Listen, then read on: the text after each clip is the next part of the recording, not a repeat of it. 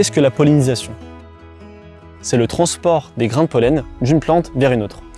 Ce transport il peut se faire par différents agents, que ce soit l'eau, le vent ou encore via les insectes, et donc les insectes pollinisateurs.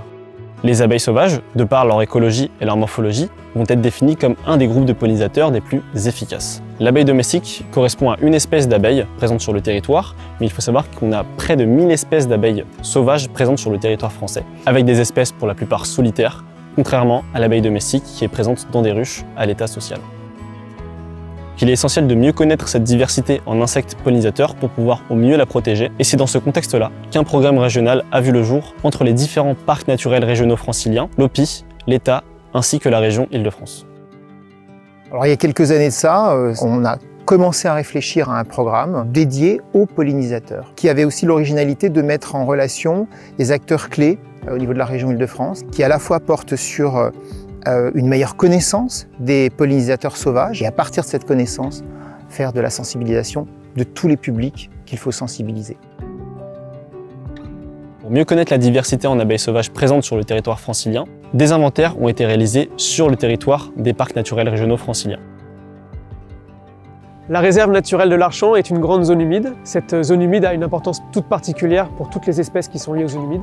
On va retrouver 2 espèces de fleurs liées aux zones humides qui sont intéressantes pour les abeilles. Donc on a la salicaire qui va être intéressante pour la mélite de la salicaire. Et on va retrouver la lysimaque qui va être intéressante pour les macropèdes. Et donc le marais offre une qualité d'habitat qui est vraiment intéressante pour ces espèces-là. On se trouve sur les coteaux de Buis, au nord de la vallée de l'Epte. Donc on va trouver des pelouses très rases, très ouvertes, qui vont présenter de grandes plages de terre nue, qui seront intéressantes pour les espèces terricoles, donc les abeilles solitaires qui vont nicher dans des galeries souterraines. Sur la pelouse un petit peu refermée, là où on se trouve, on a devant nous plusieurs espèces d'épierres, qui vont attirer des espèces à langue longue, de type osmie ou antidie. Et ici, on a 3 espèces d'abeilles qu'on va appeler hélicicoles, et qui utilisent comme cavité les coquilles vides d'escargots. Alors ici, nous sommes à la maison du Parc naturel régional Ouest Pays de France. Nous sommes sur des milieux assez sableux. Nous avons un ensoleillement aussi assez particulier qui fait qu'on a des milieux à la fois thermophiles, des milieux un petit peu plus frais sur les lisières. Plusieurs espèces de campanules sont particulièrement bien présentes et nous avons des abeilles sauvages qui sont spécialisées sur ces campanules, ce qui effectivement apporte un élément tout à fait particulier et intéressant à la diversité en abeilles sauvages sur le site. Alors aujourd'hui, on est en plein cœur du massif forestier de Rambouillet, dans la partie domaniale, donc qui est gérée par l'Office national des forêts. On est plus particulièrement sur une réserve biologique dirigée, la réserve de la Houssine. Alors sur les milieux landicoles secs comme ça, on a tout un cortège d'espèces très particuliers. On va trouver la collette des bruyères, une petite espèce qui nidifie dans le sol et qui va alimenter justement ses larves uniquement à base de pollen et de nectar d'éricacées. Les inventaires menés dans le cadre de ce programme ont permis d'avoir une bonne connaissance de la faune des abeilles sauvages. Voilà, c'était un enjeu parce qu'il y avait quand même un déficit de connaissances sur ce groupe-là. Donc là, on part avec une base solide des pollinisateurs sauvages et notamment du groupe bien spécifique des abeilles. Il est donc essentiel de protéger cette diversité en abeilles sauvages, parfois extrêmement fragiles et très souvent menacées par différents impacts, notamment en tropique. Au vu de toutes ces menaces, le déclin des abeilles sauvages et des pollinisateurs est malheureusement avéré. Mais on peut enrayer ce déclin-là.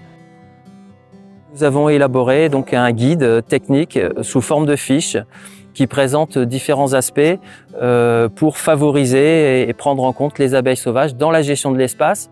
Ces actions en faveur des abeilles sauvages peuvent être mises en œuvre à tout niveau, donc tout le monde peut être acteur de la préservation des abeilles sauvages.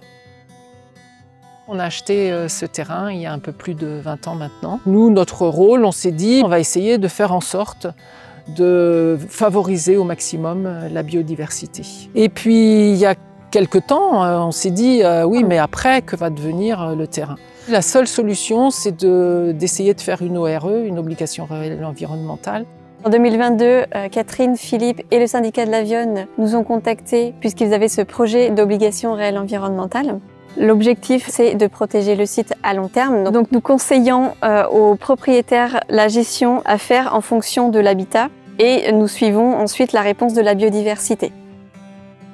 Pour étudier les insectes pollinisateurs, il existe aujourd'hui différents programmes, notamment le SPIPOL, le suivi photographique des insectes pollinisateurs, qui permet de récolter des observations, donc des données sur les différents insectes pollinisateurs. Donc le SPIPOL, le principe, ça va être de suivre les insectes qui vont venir butiner les plantes. Pour ça, on va choisir une plante qui va être en fleurs, et sur cette plante en fleurs, on va venir photographier pendant 20 minutes tous les insectes qui vont s'y poser. À la suite de quoi, on va pouvoir identifier les insectes à l'aide d'un outil en ligne. C'est ces observations qui vont ensuite être transmises aux chercheurs, donc qui vont ensuite faire des interprétations en fait de ces observations. Avec juste un smartphone, c'est possible d'améliorer la connaissance sur les insectes pollinisateurs et sur les butineurs, et donc tout le monde peut participer à son échelle.